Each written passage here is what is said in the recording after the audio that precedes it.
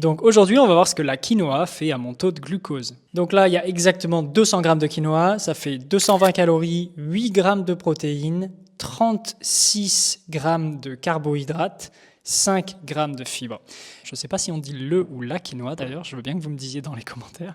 Le quinoa est particulièrement bon pour la santé parce que c'est ce qu'on appelle une protéine complète, c'est-à-dire qu'il a les 9 aminoacides et c'est donc plutôt équilibré.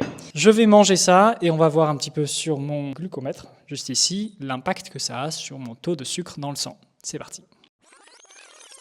Ok, ça fait maintenant exactement 2 heures que j'ai mangé le ou la quinoa et on va maintenant regarder avec le glucomètre, voir l'impact que ça a eu sur mon taux de glucose.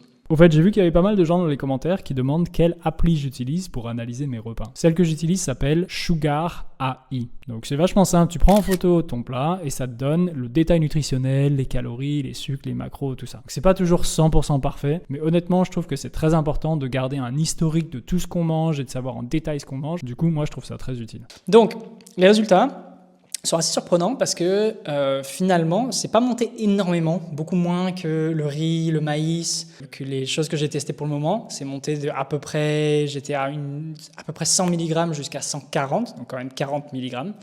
Par contre, ça a été maintenu beaucoup plus longtemps que les autres carbohydrates que j'ai mangés jusqu'à maintenant. Donc c'est intéressant. Rappelez-vous que les résultats peuvent varier en fonction des personnes, hein, mais ça nous donne une petite idée de ce qui se passe avec le ou la quinoa. Merci beaucoup, dites-moi dans les commentaires ce que vous voulez que je teste la prochaine fois. À bientôt.